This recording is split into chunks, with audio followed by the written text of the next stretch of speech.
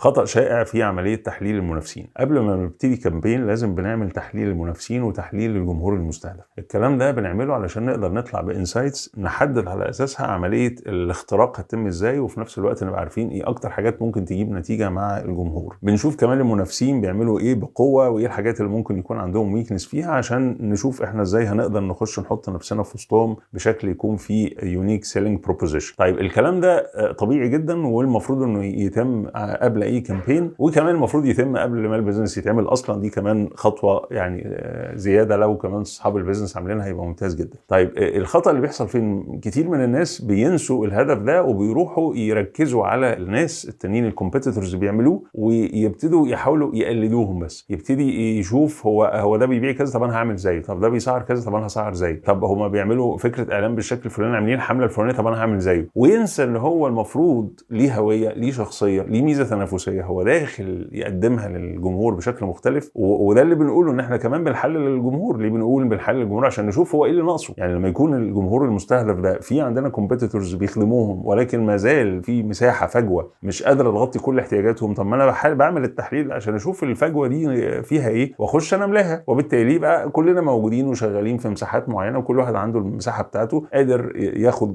جزء الماركت شير بتاعه من غير ما يعني يبقى بيؤثر او داخل يعني كانه عايز مركز انه ياخد ماركت شير من المنافس اللي جنبه. الحته دي مهمه جدا، لانه لو انا قاعد مركز على نفسي فانا هعمل الاناليسيس دي علشان ابني شخصيه البيزنس بتاعي. انما لو انا داخل اعملها وانا قاعد مركز على التنين، فانا داخل اعاكسهم او اخد الماركت شير بتاعهم فقط لا غير، وفي الحقيقه ده بيكون نتائجه اضعف بكتير.